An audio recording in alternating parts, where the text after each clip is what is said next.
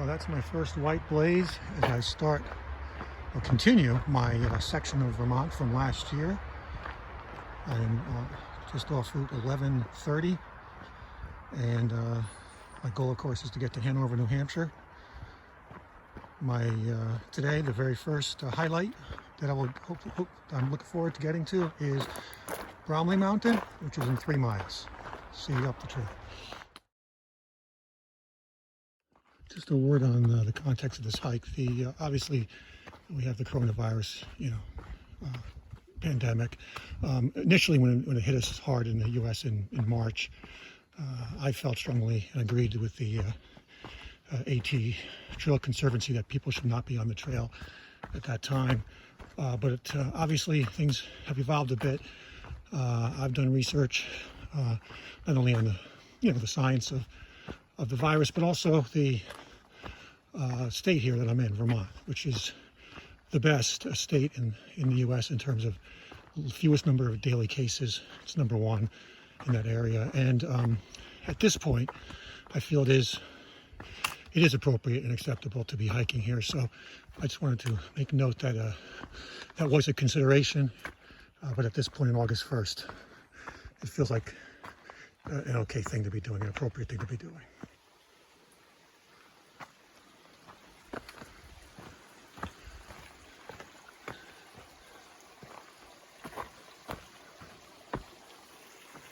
It's a little stream here, my first little stream crossing. And up we go.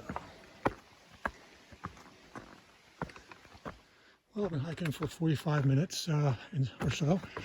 It's really been incredibly gentle, whatever the elevation gains have been from 1130, Route 1130. It's been very subtle, nothing at all challenging so far. Well, just got 0.3 to go to get to Bromley Mountain. You can see how beautiful a day it is. Couldn't ask for a better day in the summer.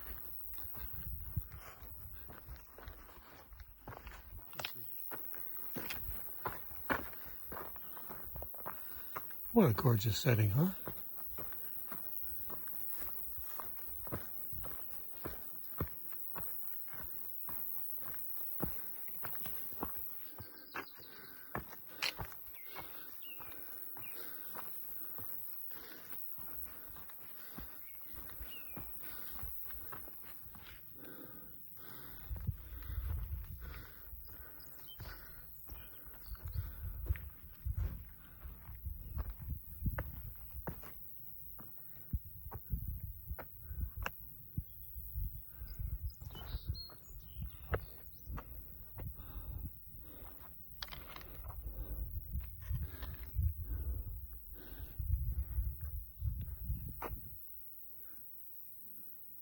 It's a beautiful, beautiful day, Bromley Mountain.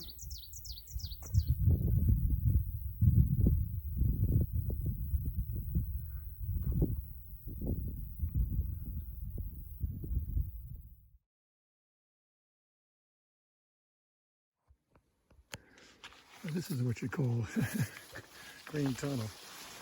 Yeah, just literally walking first steps down north of Bromley Mountain.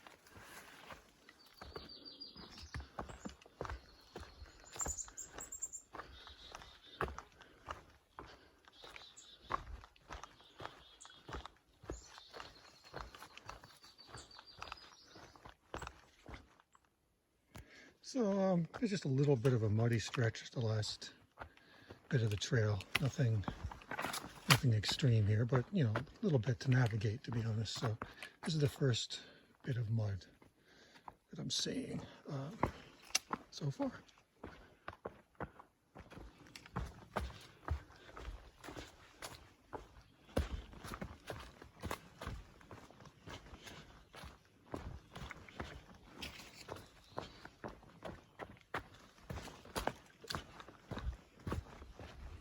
Mad Tom Notch Road. It's an area for parking. And there's a wonderful trail angel display of water here, which I've taken advantage of to refill. And I'm about a mile away from Stiles Peak. We'll see if we get a view there. Well, it looks like we're finally hitting our first really steep ascent, because going up Bromley was really easy. I mean, the first 2 miles were almost felt flat, and the last mile was no big deal. But now we're ascending up towards Stiles Peak, and apparently there's a little bit more of a sharper ascent, as you can see.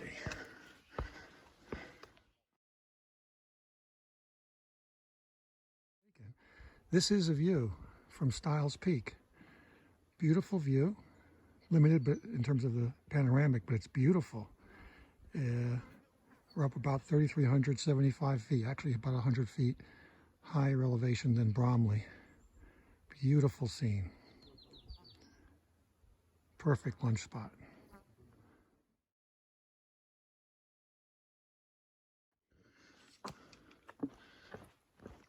Coming down Stiles Peak.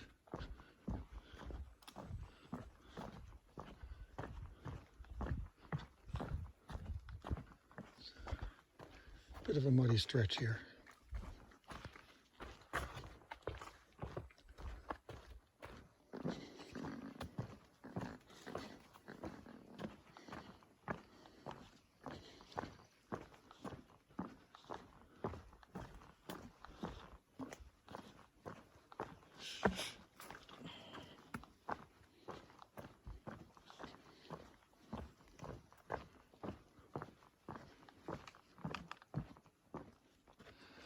So I hit a little steep section here.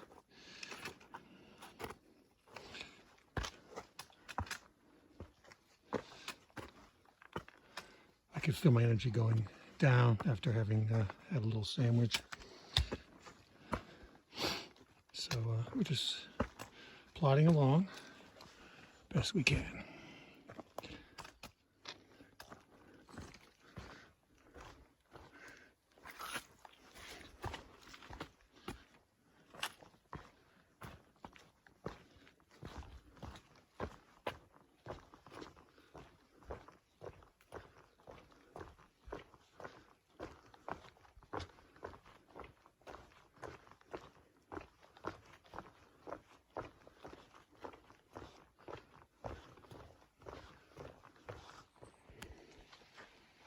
So this is we're at the Peru Peak Shelter, and they do have a bear box here, bear vault.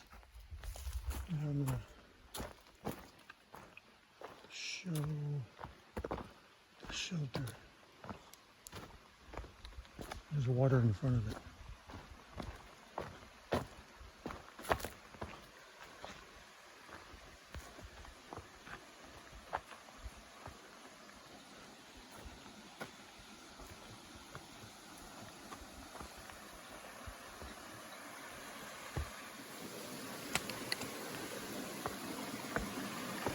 The bridge over the Gould Creek Shelter. Well, I really made a good decision there, stopping for what ended up being about 40 minutes at Peru Peak Shelter. My feet were starting to get sore, so rested them, got my water, and I feel much better physically and overall than I did before that break.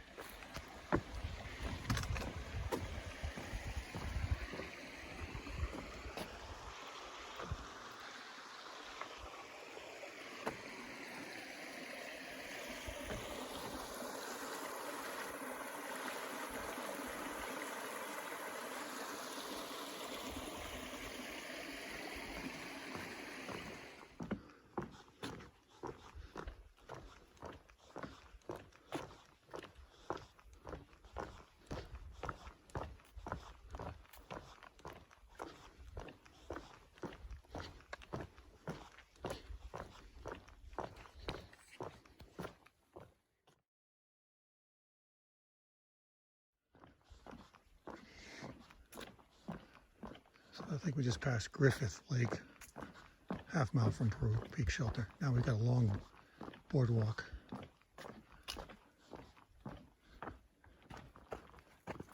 There's also tenting in the this area right here. So nice area.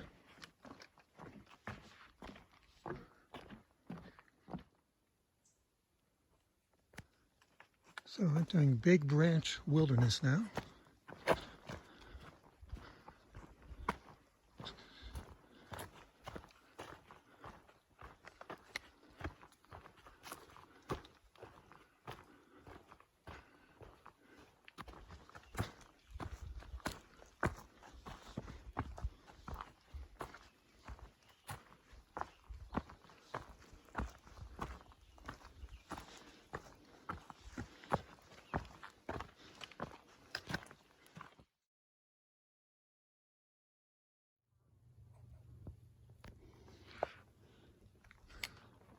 Okay, we're walking up these long rock slabs to get to Baker Peak, which will be our third vista of the day.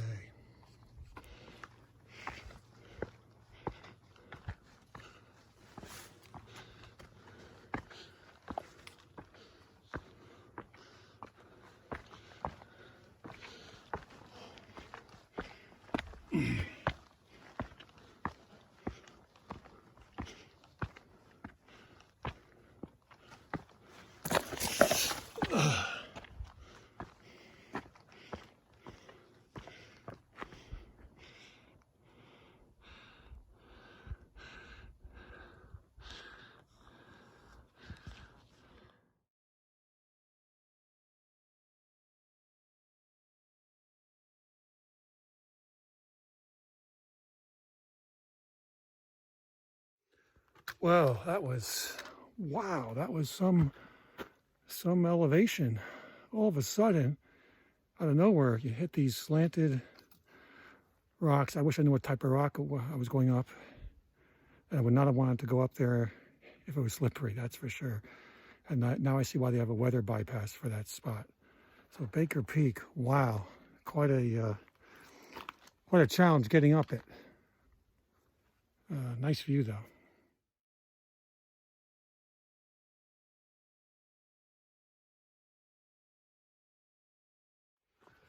Well, today is Sunday, August 2nd, day 2 of my trip. Yesterday was a solid, good day. There were 3 different vistas to see. The weather was beautiful, no rain. The whole thing was a positive experience. And today I'm looking to get to Nerva Shelter. Almost the same distance as yesterday, which was 14.8 miles. Today it's 14.9 miles. Right now it's about 8:20, 8:25 in the morning. The weather is similar to yesterday. It's fine, and it'll probably get up into the 80s during the day. See you in a bit. Crossing Big Branch River.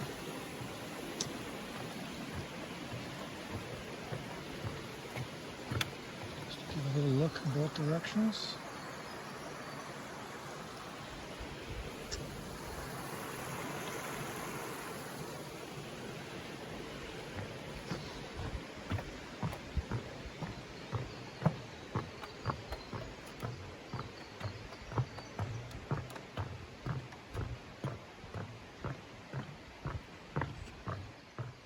So this is a Big Branch Shelter. It's directly on trail. Here's the trail right here, and you can see it's strictly a shelter as opposed to having tent sites. There are no tent sites at all that I can see here.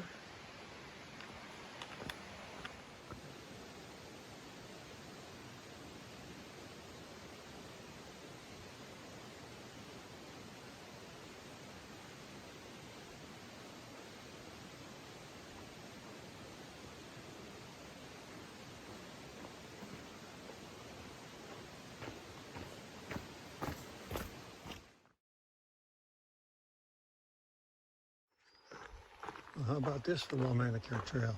Oof.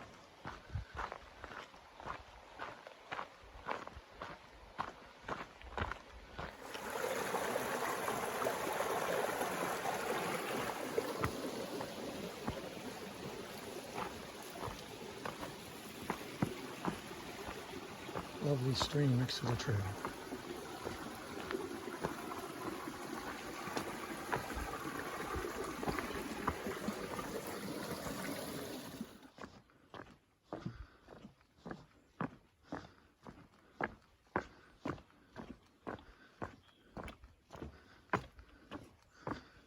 Grateful for these planks here.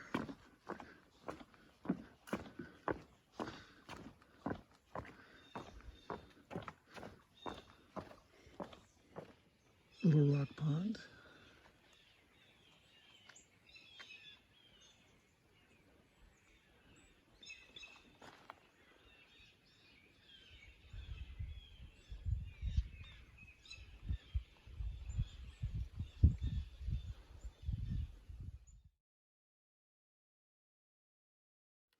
There's a lovely spot to sit at right by the pond there, but there's also some pretty serious looking clouds coming in overhead, and I'm thinking I should probably emphasize making miles at the moment.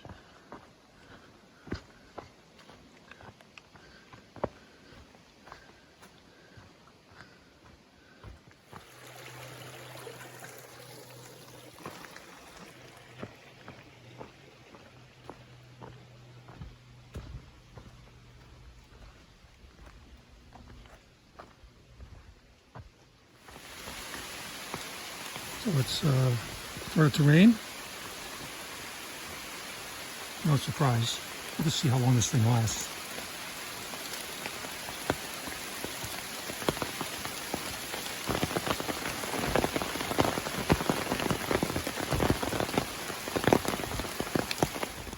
Well, the rain stopped.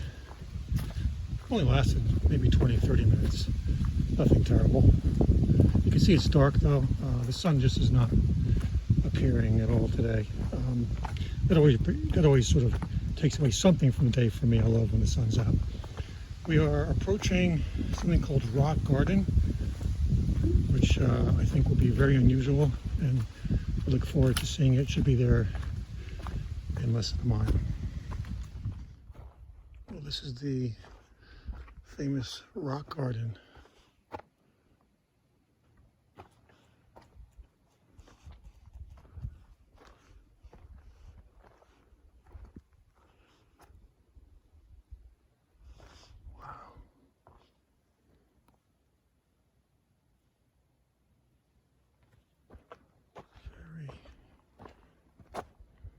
Interesting.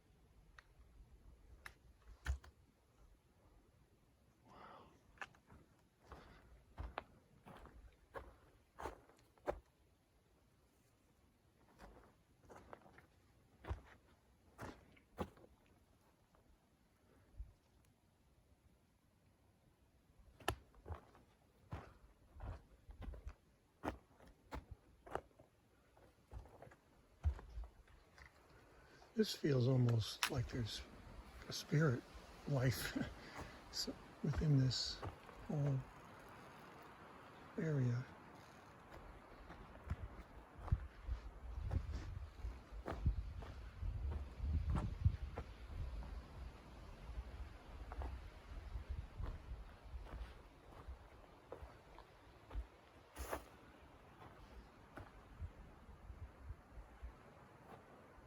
Look at this.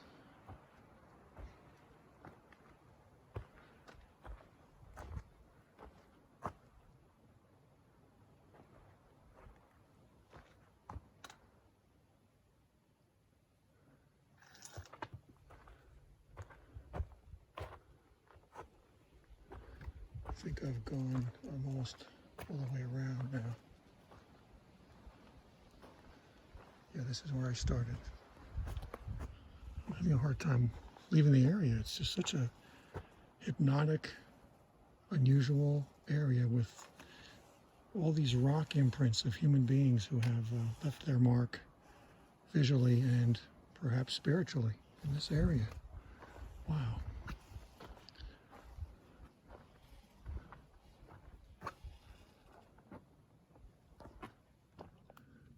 So this is immediately north of the rock garden. I'm noticing, you know, a lot of openness in the trees here, as you can see. Most of these trees are stripped of branches on the bottom parts of the trees.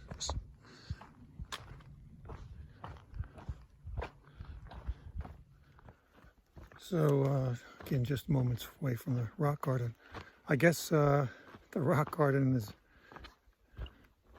made me think about, you know, what kind of mark do I want to leave? Sort of, what kind of legacy do I want to have?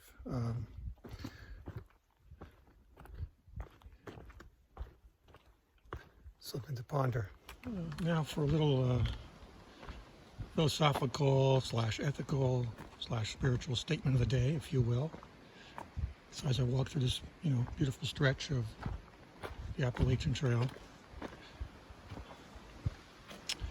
there's no doubt that this kind of experience reinforces that all living things, all life matters, all life. And that we need to expand our definition of what that means, certainly beyond merely human life. We have to, it's urgent that we define that in terms of certainly non-human life on all levels, and of course our environment and everything that makes up our environment. So no question, all lives matter. In terms of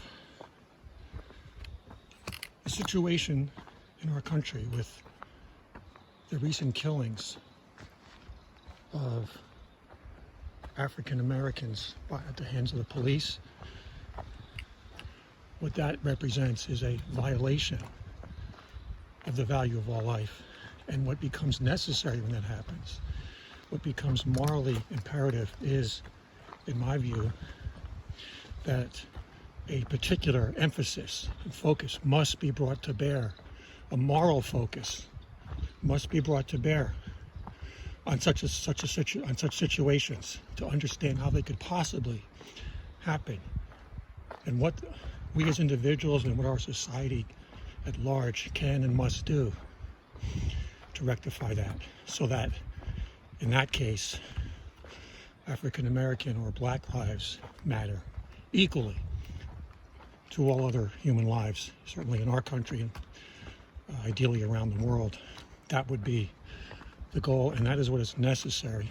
So I was thinking, of course, about the Black Lives Matter movement and why it's so necessary to specify Black Lives Matter. But in saying that, certainly that is not removing attention to other lives. It's not saying that other lives don't matter. That's ludicrous. It's saying that all lives must matter. And if there's a group of people or even an individual person whose life is being systematically devalued, that has to matter to us, and it has to be rectified. And attention has to be brought to bear on that situation. As a follow-up from that last statement, I know it is tradition, and it's staunchly maintained in the hiking world, that any sort of discussions about so-called controversial issues or political issues are anathema to hike video or other types of descriptions of one's travels on the Appalachian Trail or any of these other trails. But to me, that's just another instance of white silence in the case of African Americans or Black Americans not being able somehow to bring those topics up, even in this venue.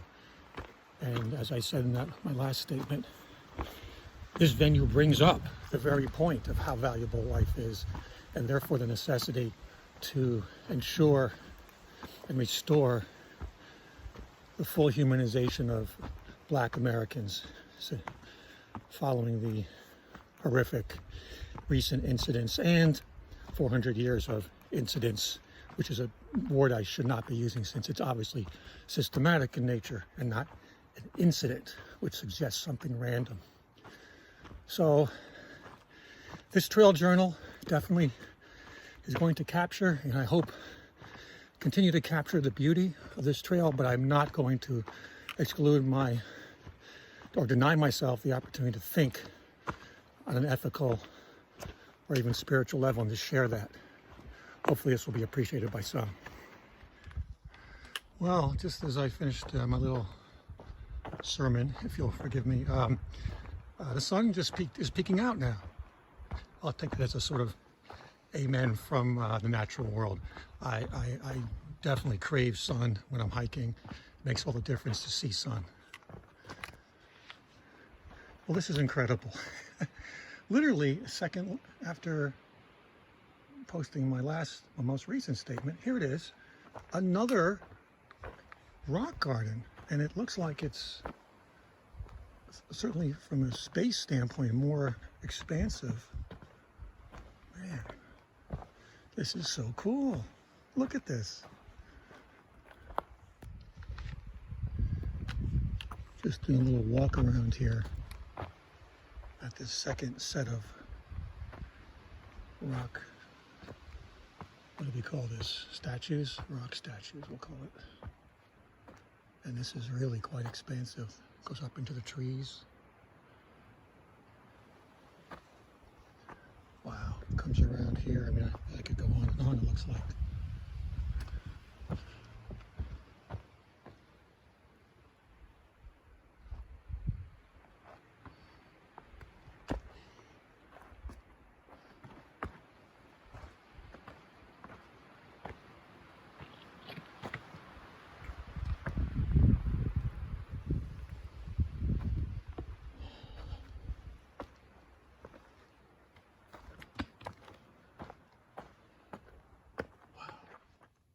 Okay, so I gave in, made a little symbolic rock sculpture. You have a foundation, which I will define as one's highest self, deepest compassion.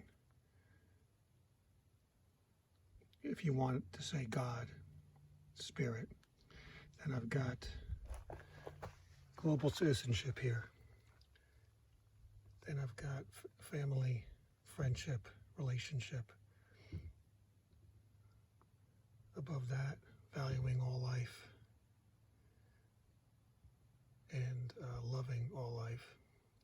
And then here we've got courage, standing up for justice.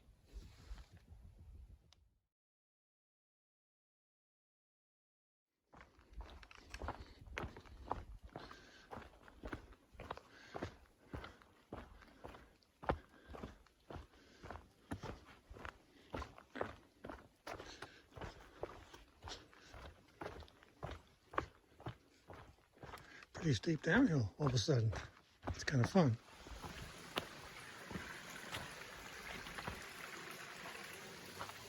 Crossing Gould Brook.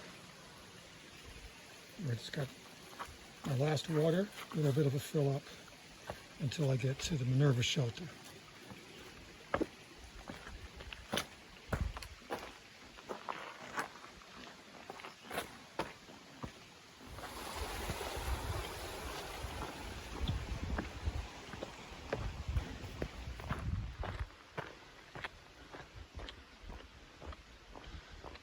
I'm 3.6 miles from Minerva shelter.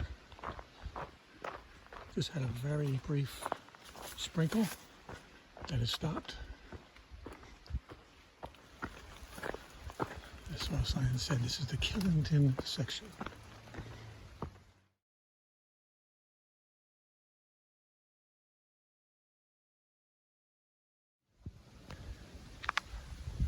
Well, this is a partial view but on the ledge here, the dome ledge, but I have to say it turned out to be a wonderful sort of a dinner spot for a little snack I had. And I love seeing the sky, open sky, and getting a glimpse of the mountain range. This is my one vista for the day. Beautiful in its own way.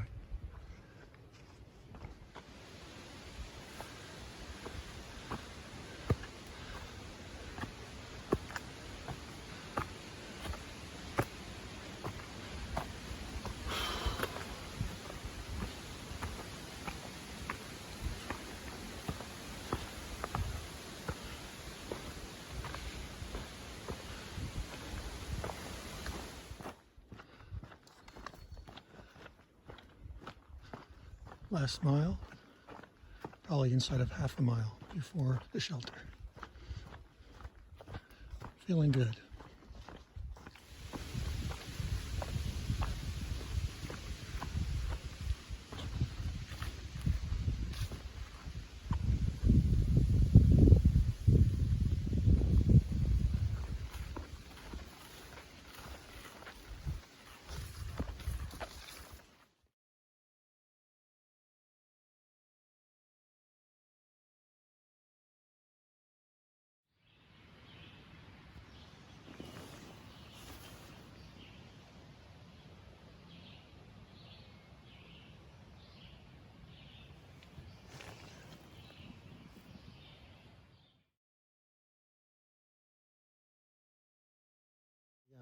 This morning, my big goal will be crossing a suspension bridge, the Clarendon Gorge suspension bridge, in about 2.5 miles, 2.6 miles from the campsite.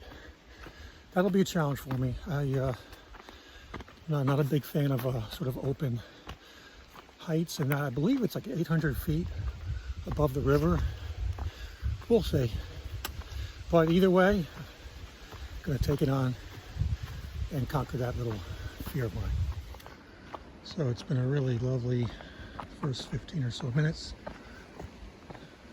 north of the Minerva Hinchley shelter. Really lovely here.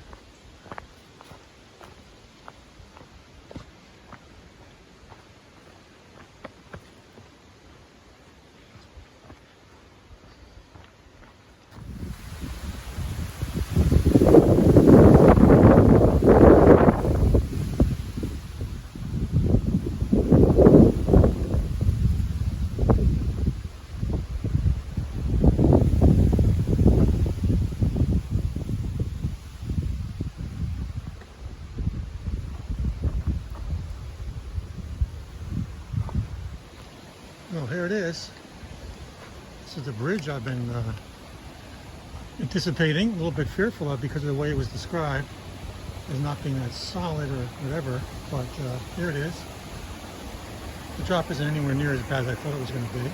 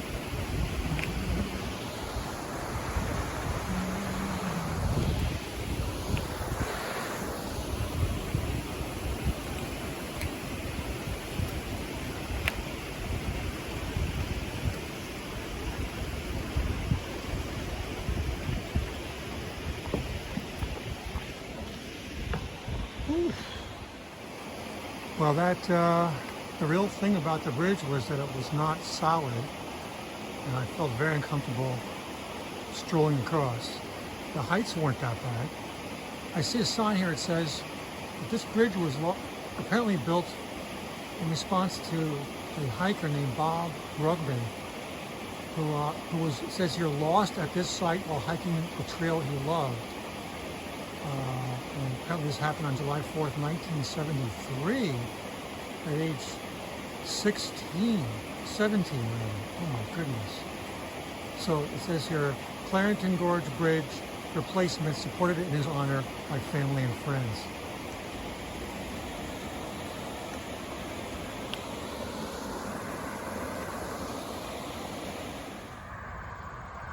Well, just emerging a very short distance after the Clarendon Gorge Bridge.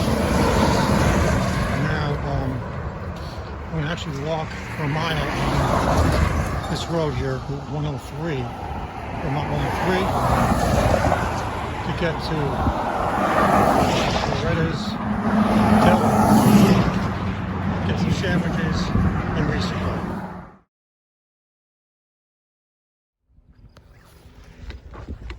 Crossing Vermont 103 and going back into the woods. It's about 11:20. My goal is to get to Cooper Lodge, which is 11 miles away. To get there at around 6 if I can. And away we go.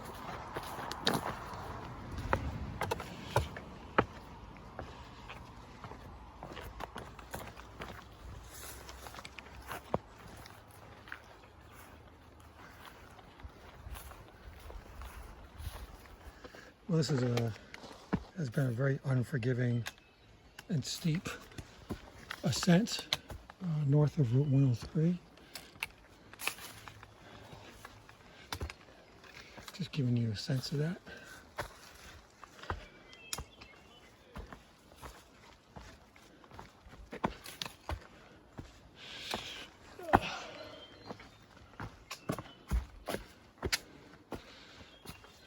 Pretty much straight up.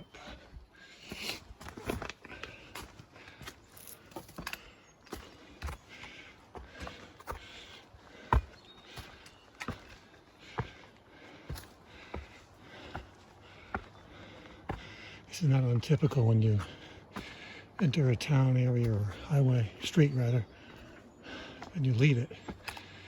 The trail typically goes up like that. Not always as bad.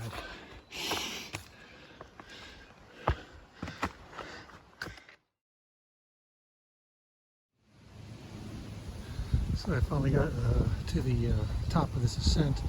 That was brutal. That was about 24 minutes of straight up. Wow.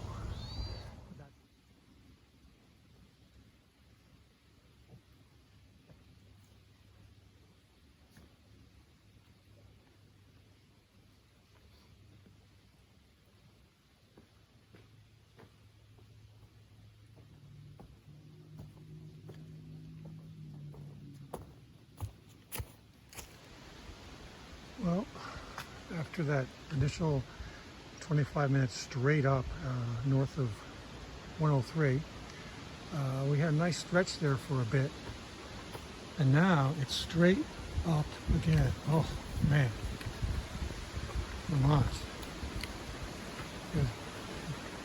Wow, this is kind of a brutal stretch here.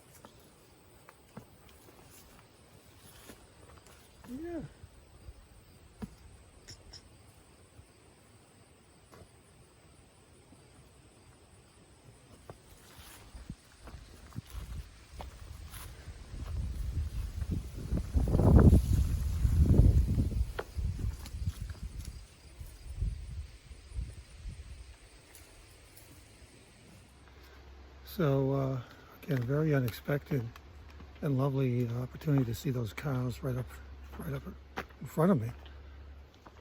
They seemed like they had a nice opportunity to graze, which was very nice. So it doesn't seem like hopefully that they're not experiencing, you know, the kind of the factory farm type of situation, the horrendous situation that is.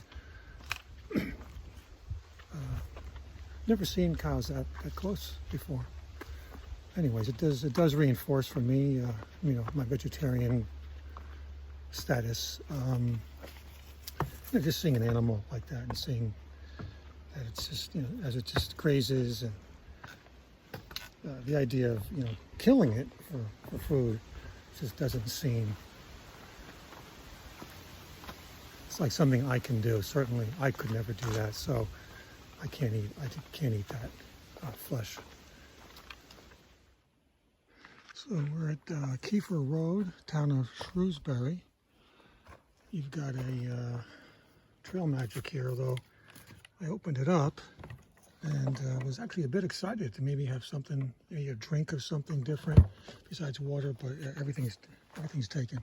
But what a lovely scene right here. This is Gould Brook, and it is about 6.5 or 6.6 miles to Cooper Lodge.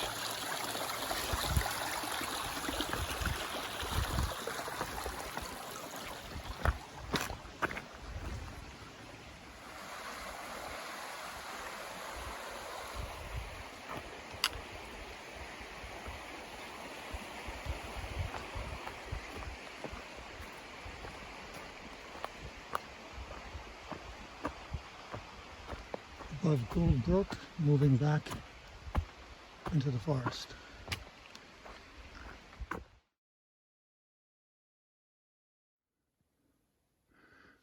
Well, this is the most grueling, brutal hike I've ever done. It's been about an hour and 45 minutes. I was just putting one foot in front of the other. This is looking back at me. This is a relatively calm area. But you can see all the roots just constantly from everywhere, with a very narrow trail to walk on, and, you know, going up and up and up. This has been brutal on Killington. Hopefully I'll be done in about an hour. This is my first view on Killington. I'm not near the top of Killington, but I'm obviously ascending it. Have a little more than a mile to go. Beautiful, calm sky. Totally silent here.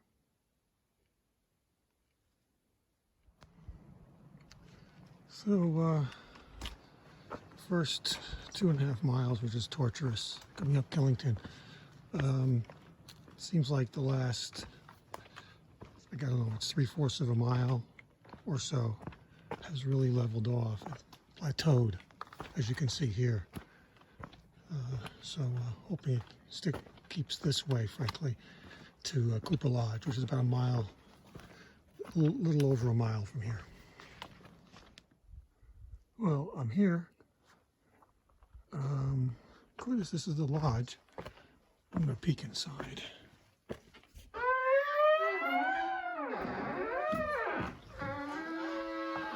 Wow, it's awful dank and dark in here. Yeah, so this is one option, staying here. Not liking that too much. The other is to tent on these platforms they have up above. I think I might try that.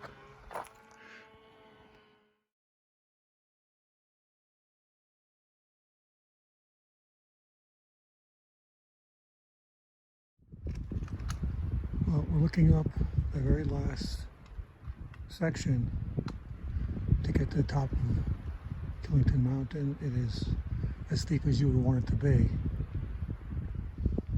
I knew about this, that this last 2 tents would be super steep. But I've been, had a chance to rest last night, so even though it's overcast at the moment, looks like we may not get much of a view, if any view. I've come this close, so I'd like to get at least least get to the top. So that's what we're doing.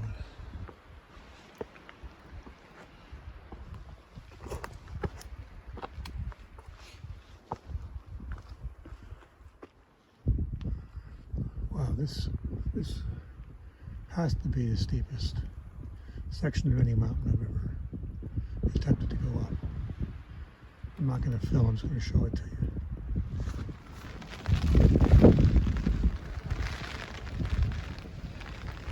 I'm on the top.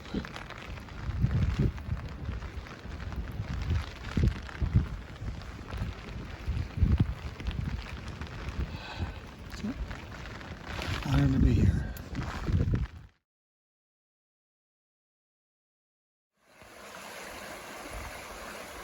So this is here by a bridge here, and this is a brook where I just got some water. Awesome pickup real quick. I will say that, just for the record, I must have gone about over 10 miles without getting a decent access to a water source up until this beautiful source right here. So that's important to know, that both at Cooper Lodge I could find no water, and then at Scott Churchill Shelter, 4.5 more miles, the water was completely stagnant. I wouldn't want to drink from that, and so on up until this spot right here, which is beautiful. So we're now crossing this little bridge, and we're going to be then crossing Vermont Route 4, which will bring us to the last leg of today. We were off Killington Mountain. Quite an odyssey, quite a challenge, and I'm very happy to be completed with that phase of the journey. And now we're about to get to the road.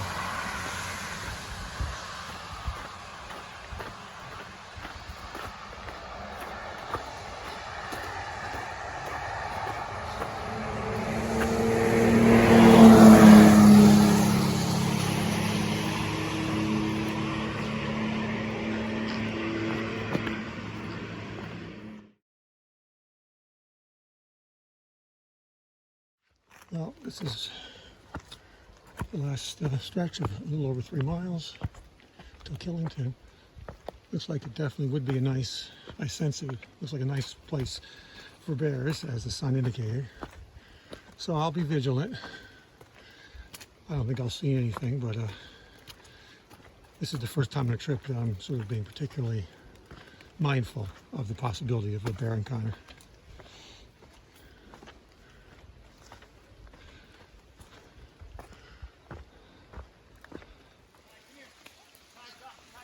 So here is what's called MAINE Junction, Willard Gap, and what's interesting is down this way, the long trail continues north to Canada. And then this way, where I'm going, is where the Appalachian Trail continues and moves east. So that is the junction, that is the separation point of the two great trails of the East Coast. And here we go, 2.25 miles to Route 100. Well, I just finished my leg, the first leg of this journey, major leg. Let's see. Whoa, this is Route 100 that I'm walking onto, and less than a mile, like half a mile, whatever it may be, 0.6, to get going to a deli and then getting my motel.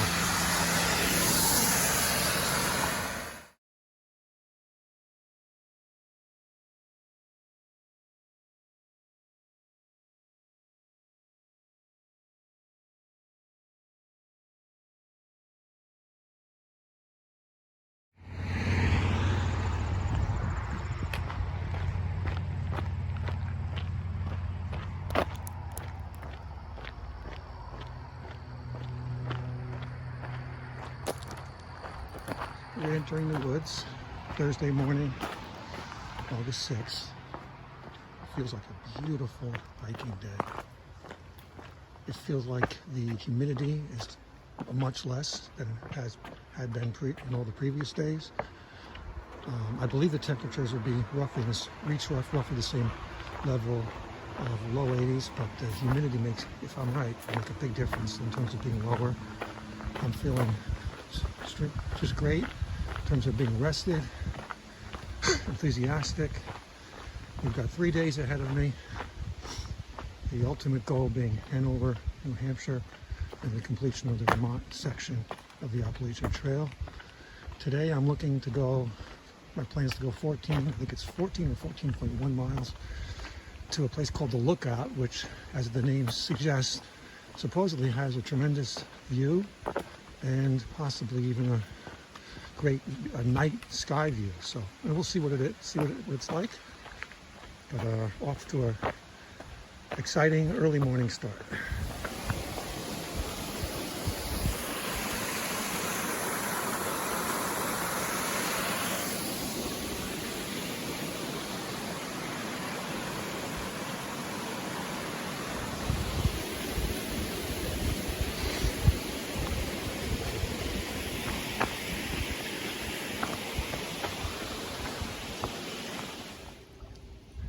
So this is Kent Pond, and it's just a beautiful, beautiful body of water encircled by a lovely landscape, the Green Mountains. Wonderfully peaceful scene. So,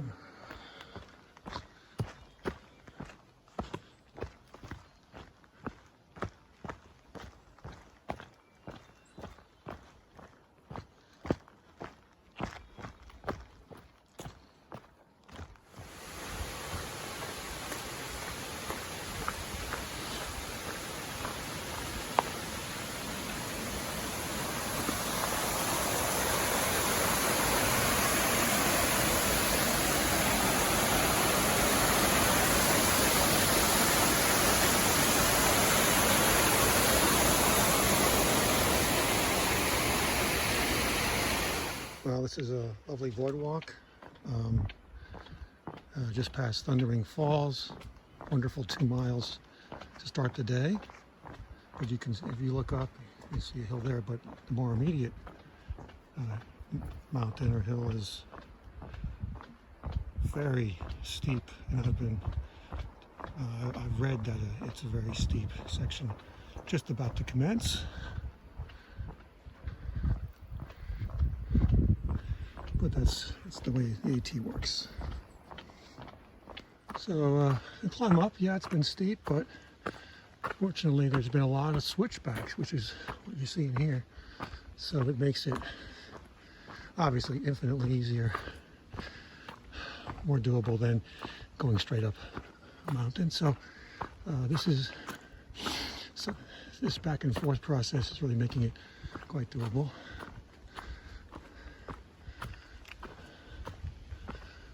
So this, what I take to be I'm guessing last stretch of the getting up the hill this is pretty much straight up at this point.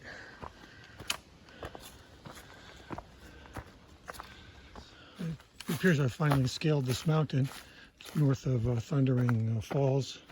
It took about 50 minutes to do that. So, you know, fortunately there were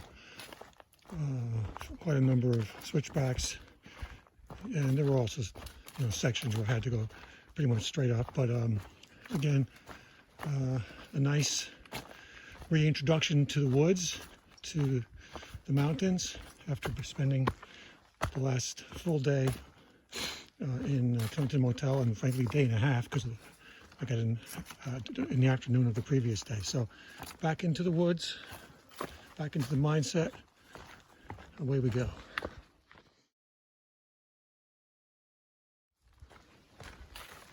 So it's been a really nice walk through the woods. The last half hour really, and it's been an easy flowing walk, which is one of my big complaints from the southern part of Vermont I did last year, where I just had to constantly check every step for roots, mud, rocks, etc. And while that is somewhat present, it's really by no means been a problem in terms of, as I said, walking with a nice flow, and that makes all the difference as far as I'm concerned. So I'm really enjoying this stretch, and really have to say that the great majority of the trail on this trip has allowed for this kind of a flow. Well, this is the first time I've ever encountered this on the trail. There's an actual ladder required to get down. There's no way to do it by yourself. You need a ladder.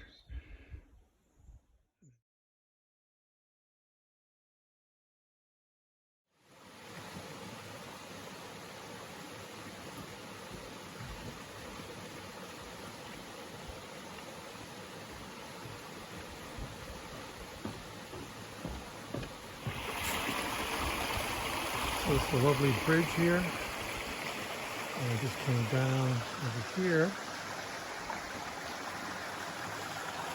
And obviously under the bridge are the wonderful stream. Got my water right here. Filled up in a matter of seconds. And now I'm going to sit here and have my lunch.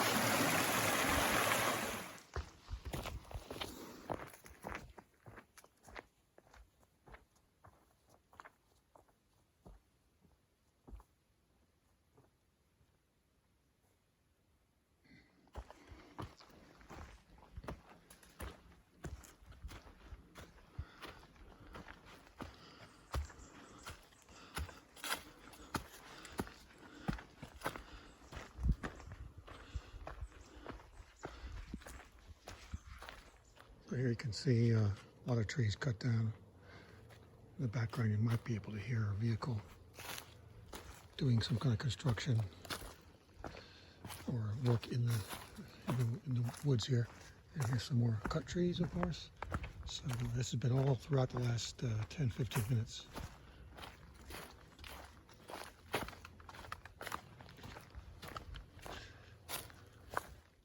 To bring me back. Yeah, so if you take 2 days to get to Hanover, then you stay over, then the next morning, next afternoon. 46 miles, which was 15 miles a day, 30. How did I forget? Plus, I did 2 or 3 extra miles today, so that made it even worse. I'll just hike past Hanover.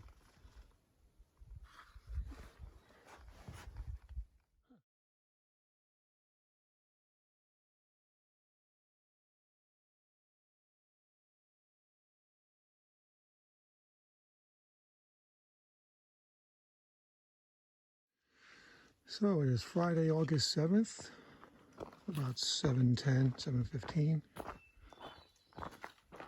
And I am continuing now north for my next to last day of this journey. Today we'll be going just a shade under 15 miles, 14.9. I forget the name of the shelter we're going to. We'll get to that later. The weather seems very much like yesterday. Very reasonable temperature and very workable humidity. Based on what I looked at gut hooks, there should be some really nice, several nice opportunities on hilltops to really see things. Looking forward to it.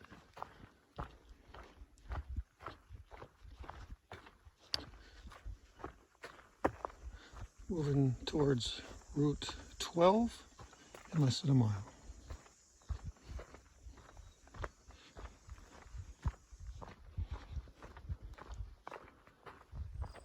This is a lovely view here. Love it.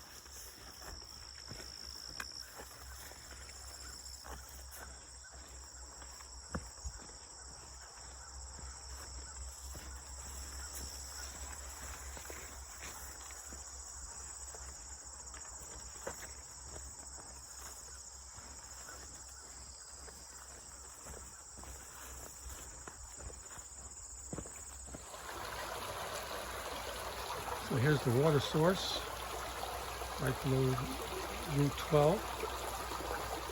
Lovely source.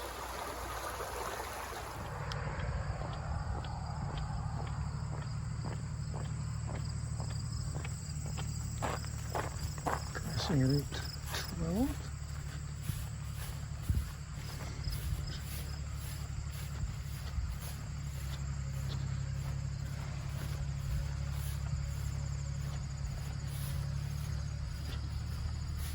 And heading back into the woods. So it's straight up after Route 12. No switchbacks. I think there's about to be one, but yeah, I guess about 8-10 minutes of straight up. Now we're getting a little bit of a feel, but it's still going steeply up.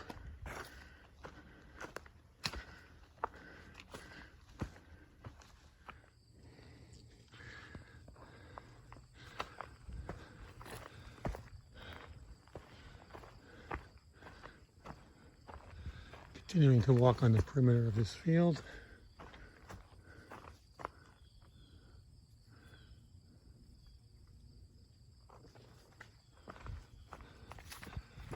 And now back into the woods.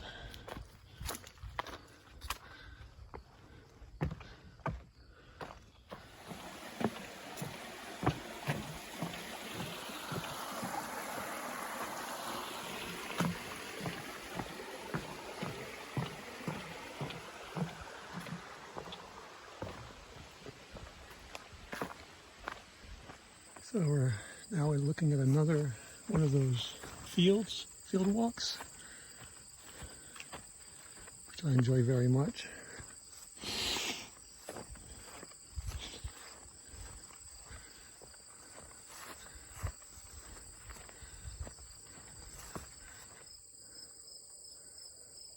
So looking back,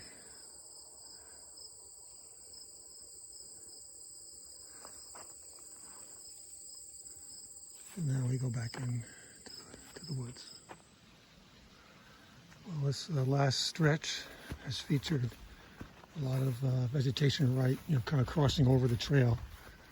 Yeah, I've been using my hiking poles to knock it away from me. This is actually good by comparison. There's identifiable space a little bit here, so not quite as bad.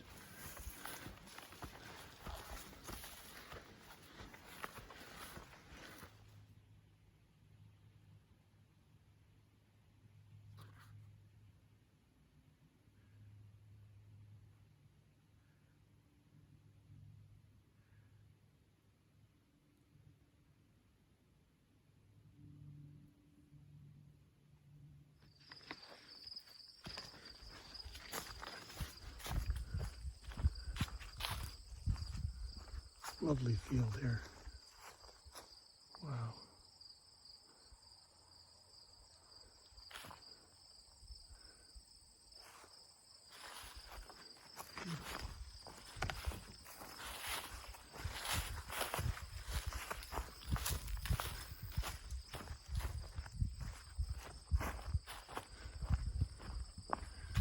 Got everything, wildflowers, the mountainous, hilly backdrop, the open fields.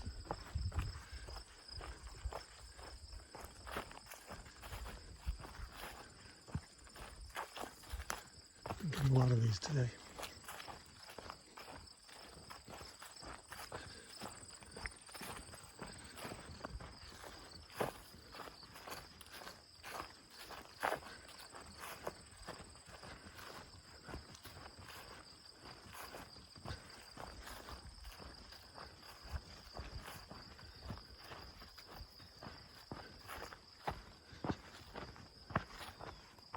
Continues.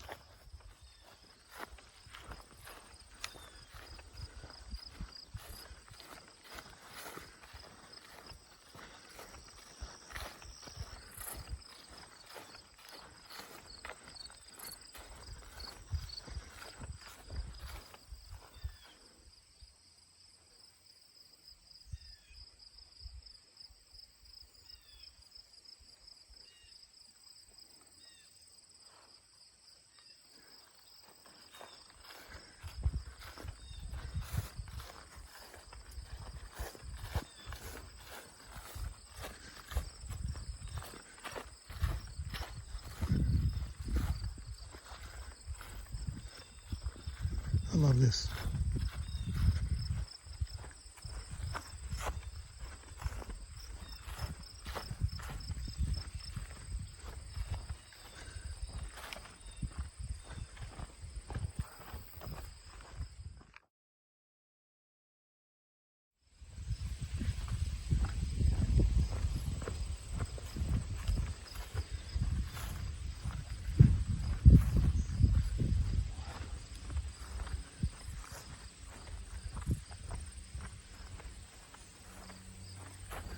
It's like a field in the Wizard of Oz. Look at that.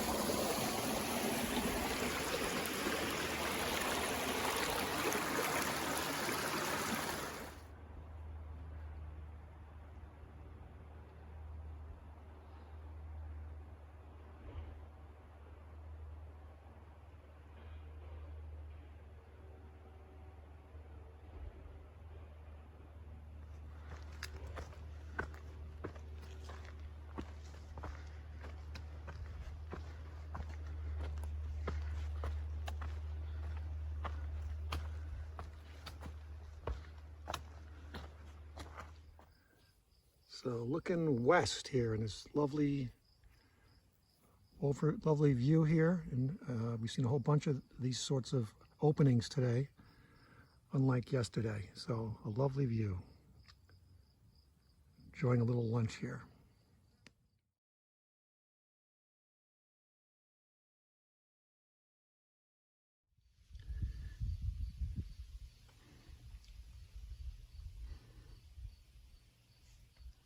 My first official getting lost experience on this journey. I've been strolling down this path. I'm now returning from where I just went, looking for white blazes. They kept appearing and then they just stopped without any indication of whether to turn right or left. So that's disturbing. So I was going to go back to the last time I saw a white blaze and see if there's something I missed. Well, I ended up getting help to solve the problem of getting what I thought was lost. It turns out I was not lost, but there was not a white marker for what ended up being something like 1,000 feet or more, and it's supposed to be every 100 feet. So my typical approach to navigation is if I go, I don't know, a couple hundred feet, I don't see a white marker, I figure I've done something wrong. So I turned around and this young man whose trail name is Hollywood just showed up. Perfect timing, absolute trail magic, as they call it. And I explained to him I was confused, and we ended up going right back up the trail I had just come down. And after hundreds of feet, you know, all of a sudden magically there's a white marker. So poorly marked section. So this is another of those open sections, not exactly like a meadow, but it's groomed apparently, but the same sense of open space that we've gotten so many instances of it today on today's hike.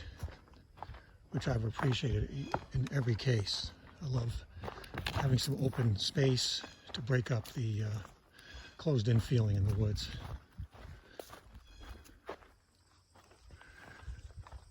This is really lovely, just this open sky and the open field here.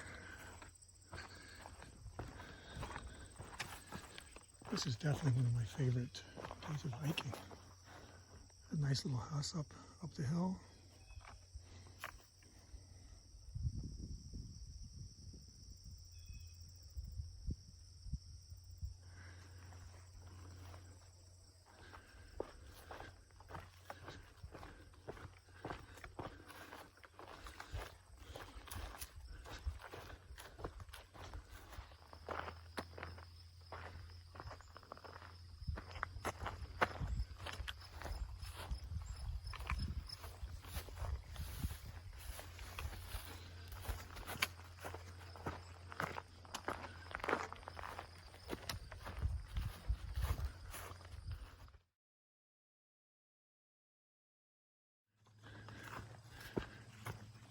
Continuing around the perimeter of the field.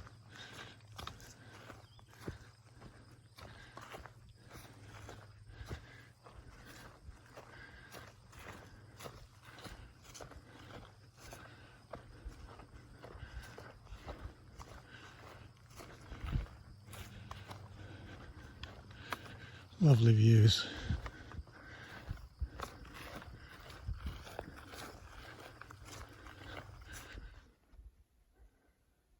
So this is the end of today's journey on the trail, 14.9 miles to Thistle Hill Shelter, which I'm now going to get to in point 1, making it an even 15-mile day. And I felt very good, except for maybe the last, I don't know, a couple miles. I started to finally feel really exhausted. But I thought I had a lot better endurance today than yesterday. I don't know if that had anything to do with the terrain. The terrain seemed to be difficult today as far as going up and down, but yeah, I think I just felt a little bit better today. It is currently 4:30, so I made like the earliest time I've made all week as far as getting into shelter. Today was a wonderful day with all the different breakouts from the forest to see all kinds of fields and hills and, you know, wildflowers and so forth. So I thought today was, you know, perhaps the best day in all of Vermont, including last year. So really loved it, and just gonna get to the shelter now.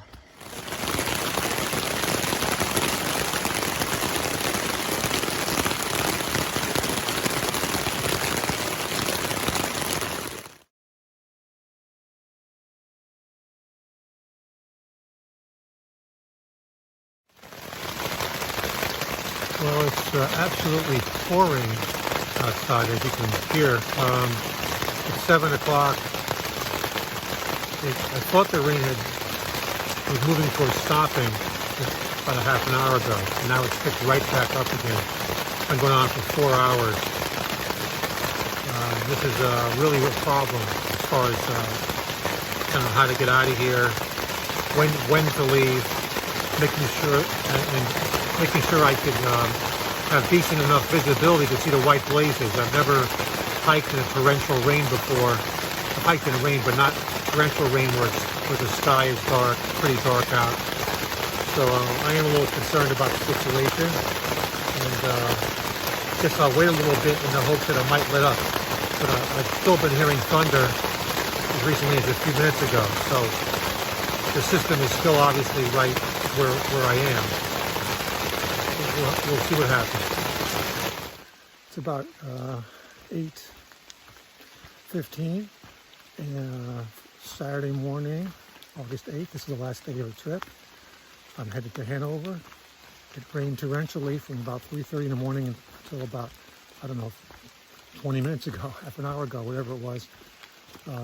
Still seems to be some rain, but it is certainly a big let up, big let up here. So taking advantage of that to get started on my 14-mile trek to Hanover, New Hampshire, which of course is the end point of this journey. See up the trail. Just like that, it's officially stopped raining for now. It's 8:30, 8:31, and over here you can see maybe catch the some of the mist near the mountains or the hills. Right now, this is a nice walk through a field.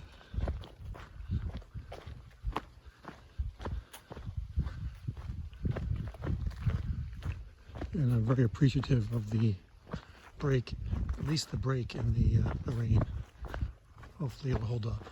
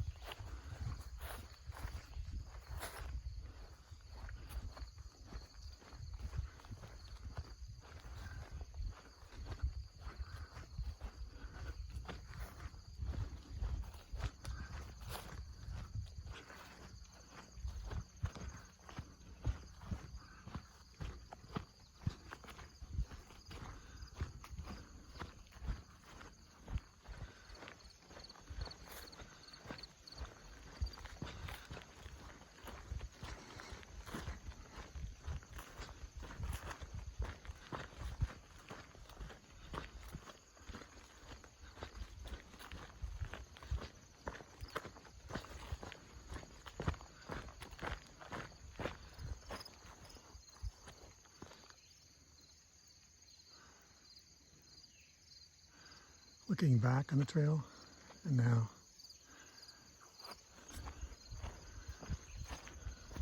north. That was a lovely walk through the field, unexpected field walk.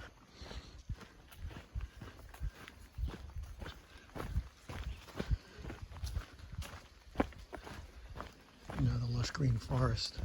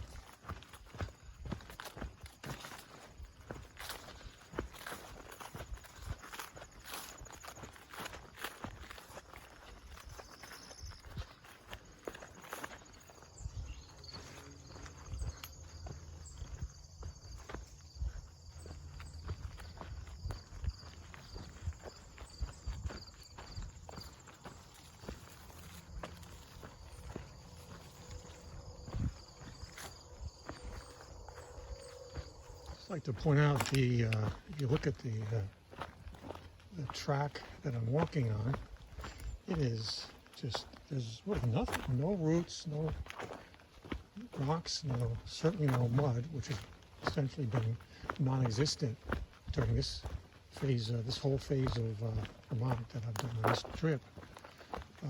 But this is really something. You've got such an easy path to walk on, which has been the case for the first 4+ miles from the shelter, and from previous yesterday as well. It's really enjoyable. Got about, I think we're probably technically right at the 10-mile mark, give or take 1 or 2/10 of a mile either way to get to my goal.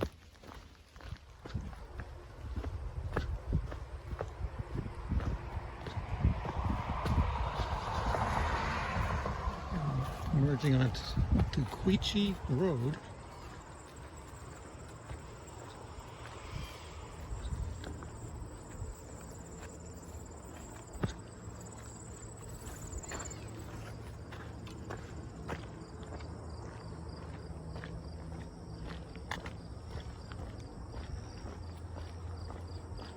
The signage really disappeared on me on Queechy Road.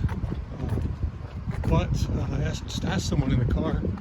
I kind of had a feeling I had to cross the river here, and that's indeed what we have to do. This is called the White River, and I'm entering West Hartford, Vermont. And this road here I'm about to get to is Route 14. Still don't see any signs. I just know I'm going in the right direction.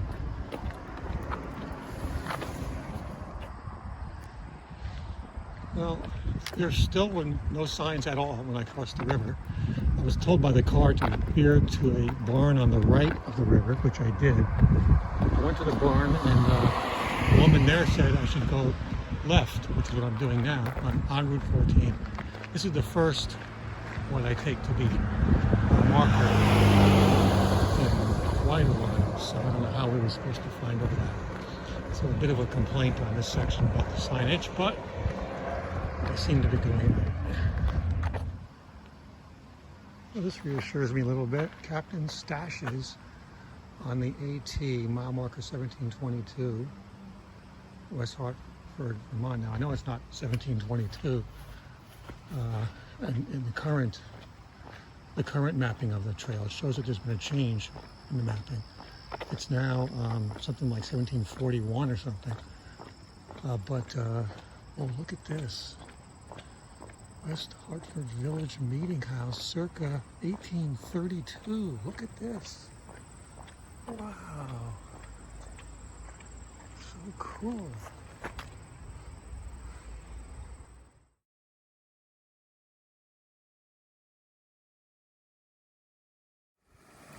This is Tigertown Road, and I'm making a right here.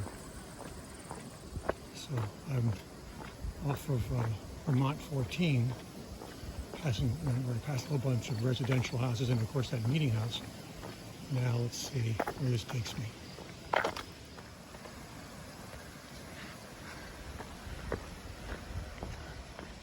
So, I guess I'm going to continue to be in a residential area if I'm going correctly.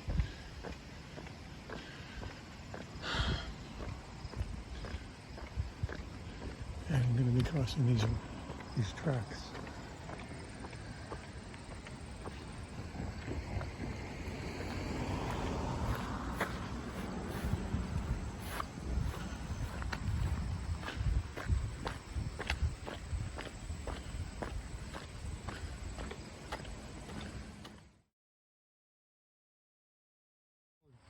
But a very cool experience walking right into a very intimate little residential area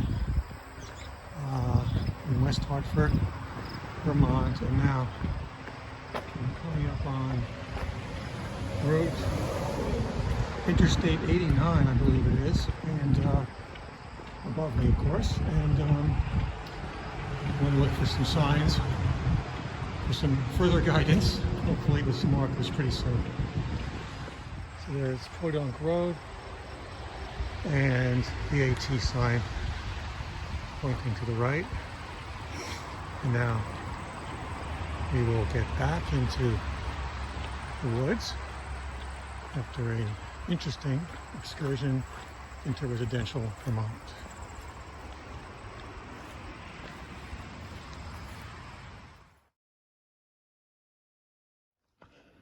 About 8 miles to go. Yeah, I'm noticing just what I've noticed throughout most of this roughly 90 miles that I've done on this part of Vermont. Is that, as you can see, there's not that sense of closed-in, claustrophobic feeling on the trail. In fact, much of the trail today, for example, and yesterday as well, has this open feeling, wide path, as you can see here, without trees, closing in on you, or bushes, what have you. I mean, you do get that now and then. Going through fields, certainly, but that's to be expected. But, just such a different feel to this central and northern section of the trail from last year's southern section.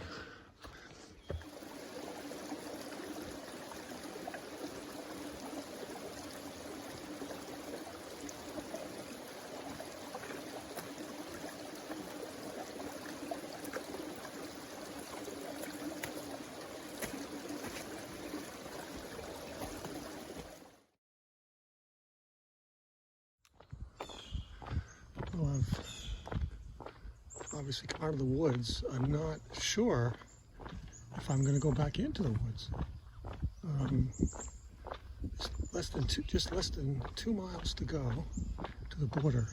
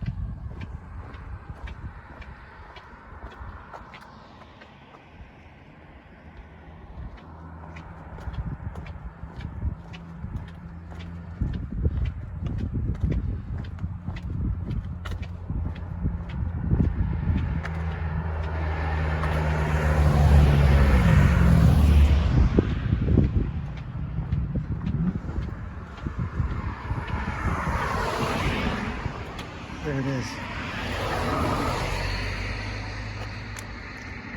I have walked across Vermont on the Appalachian Trail.